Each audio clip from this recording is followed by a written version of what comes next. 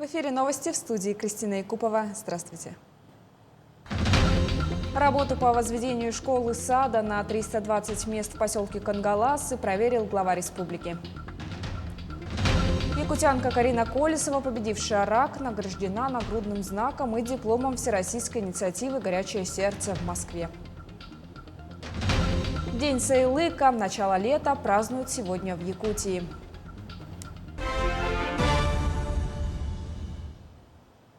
112 новых случаев COVID-19 выявили за сутки в Якутии. Из них 65 в Якутске. По 9 случаев зафиксировали в Вилюйском, Мегино-Кангаласском районах, 6 в Кобяйском, 5 в Усть-Алданском районах.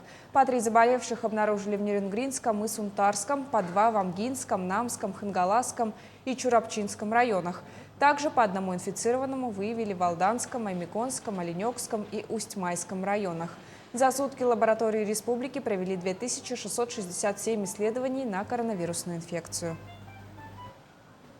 Между тем, все чаще начали болеть коронавирусом дети в возрасте до 1 года. Об этом нашему телеканалу сообщила главный внештатный детский инфекционист Минздрава республики. Она отметила, что все дети болеют через контакты. На 1000 детского населения приходится 6 грудничков, зараженных ковид. Если взять показатели заболеваемости с начала пандемии в удельном весе, то из 100 детей 3 перенесли инфекцию. Подъем заболеваемости среди детей отмечается с 1 по 9 мая. Из них 13% лечатся стационарно. Сейчас все 20 коек, развернутые в детской инфекционной больнице, заняты. В семьях взрослые болеют, дети заражаются. Если говорить о том, как они болеют, может быть, и клиника вроде бы легче, но сами поймите, если даже они и легче болеют, но если, например, на этот количество кто-то дает осложнения с детей, они есть эти осложнения. Но в первую очередь это пневмония ковидная. Есть ситуация у нас очень высокого осложнения. Вот если мы, например, увеличим охват прививками вакцинации взрослого населения, которое дошло бы до уровня 70%, мы, наверное, бы, скорее всего, уже могли бы говорить о том, да, что пошла положительная тенденция, да, и дети у нас не будут заражаться. Дети-то у нас не вакцинируются, допуска еще к этому нет. Победившей рак крови якутянке Карине Колесовой вручили знак Всероссийской инициативы «Горячее сердце». Торжественная церемония состоялась в зале славы Музея Победы в Москве. Врачи поставили Карине диагноз рак крови, когда ей было 10 лет. Девочка начала вести блог о борьбе с болезнью в Инстаграм. На сегодняшний день у нее более 60 тысяч подписчиков. Со своей мамой Карина стала инициатором благотворительной акции «Лучики добра», которая проводится 15 февраля в Международный день детей, больных раком.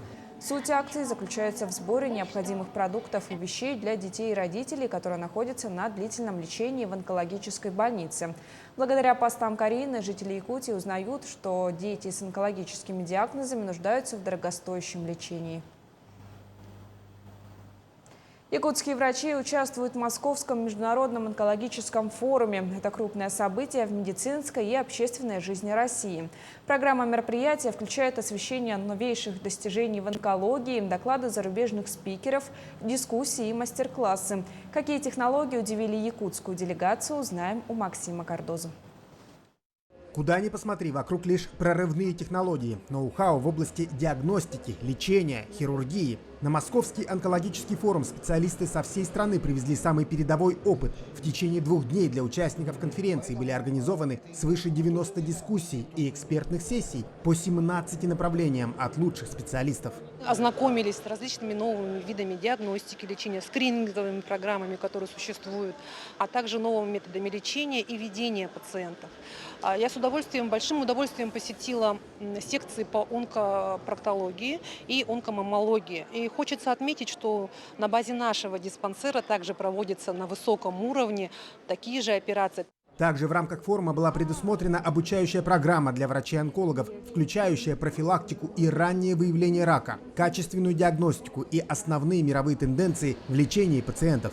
Во время форума проходит и выставка, и, конечно, главный центр притяжения – это вот этот вот робот-хирург да Винчи. С помощью него можно делать уникальнейшие операции с минимальными травмами для человека. Сквозь небольшие проколы в пациентов вставляются инструменты, и хирург уже в нестерильной зоне практически дистанционно может делать саму операцию. Причем машина настолько сложная и умная, что полностью воспроизводит движение руки человека. У нас есть большое желание его иметь у себя в центре, в новом онкологическом. Самое главное – это малая инвазивность. У пациента будет меньше травмы, здоровые органы будут не затронуты. И, то есть это ранняя реабилитация. Это повлияет на дальнейший период жизни пациента. Очень благоприятно.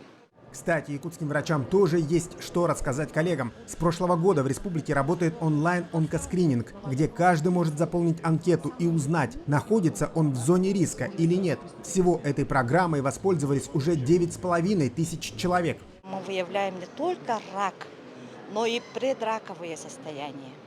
То есть человек уже ставится на учет на базе нашего диспансера, да?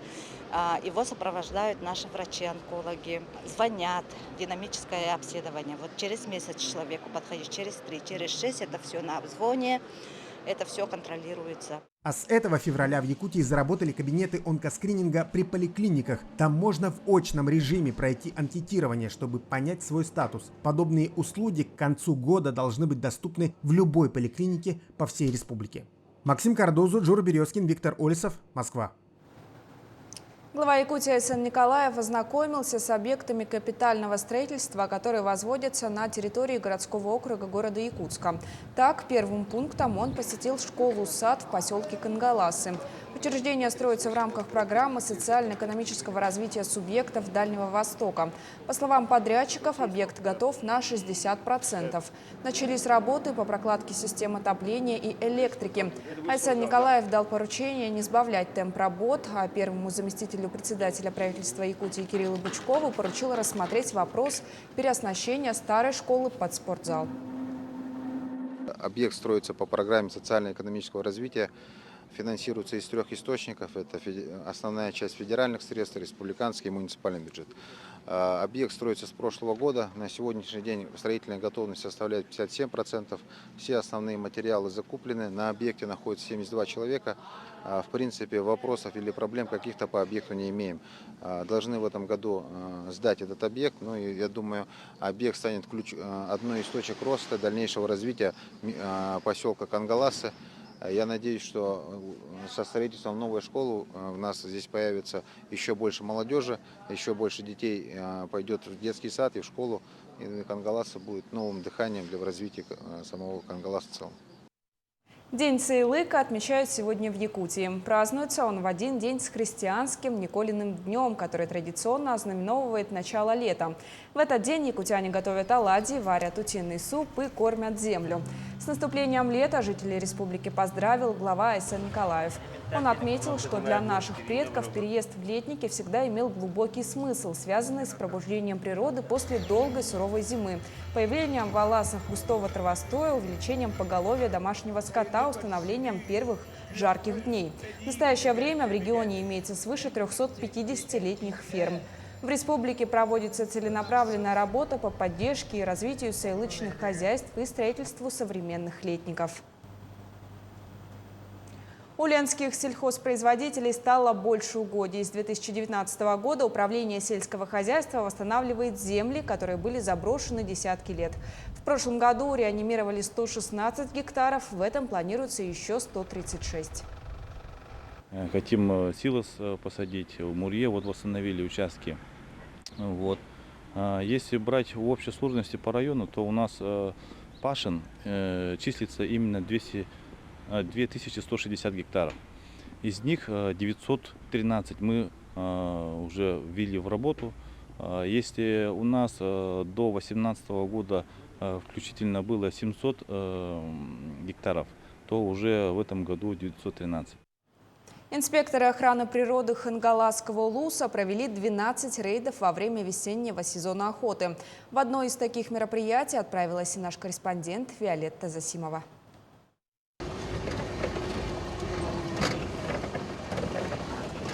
Нынче для организации весенней охоты на пернатую дичь в общедоступные охотничьи угодья Хангаласского района было выдано более 600 разрешений. Весенняя охота нынче особенная, так как, согласно по новым правилам, охота с подсадной уткой началась 21 апреля по 20 мая. Длится. Это целый месяц. Никогда такого не было, поэтому у нас работа прибавилась. Еще прибавилась работа писанины. Столько много повторно выдавали разрешений подсадных уток, около 400 штук мы только по Куровской выдавали. Рейды инспекторов охраны природы стартовали с конца апреля. На сегодняшний день проведено 12 рейдов. Составлено 9 протоколов об административном правонарушении. В один из таких рейдов отправилась наша съемочная группа. Были исследованы охотугодья возле сел Ой, Актемцы, Техтюр.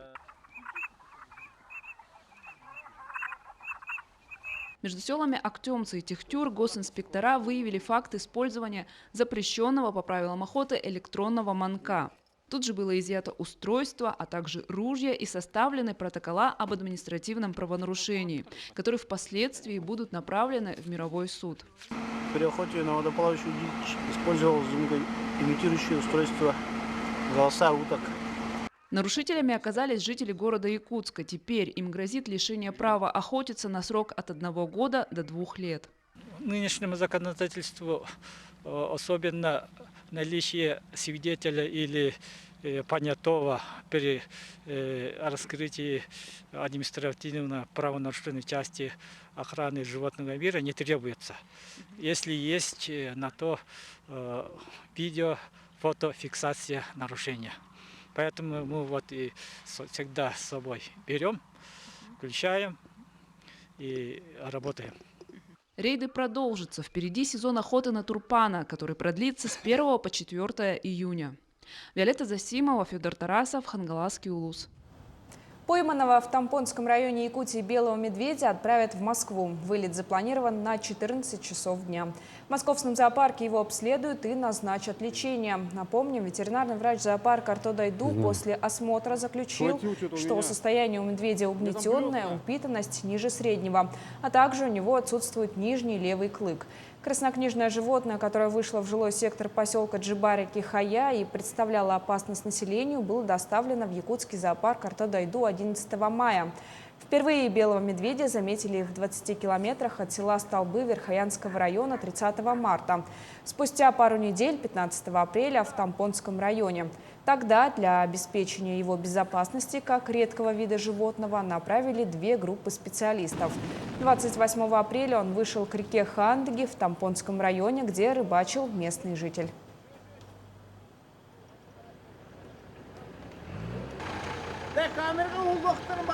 На этом у меня вся информация. Оставайтесь с нами, не переключайтесь.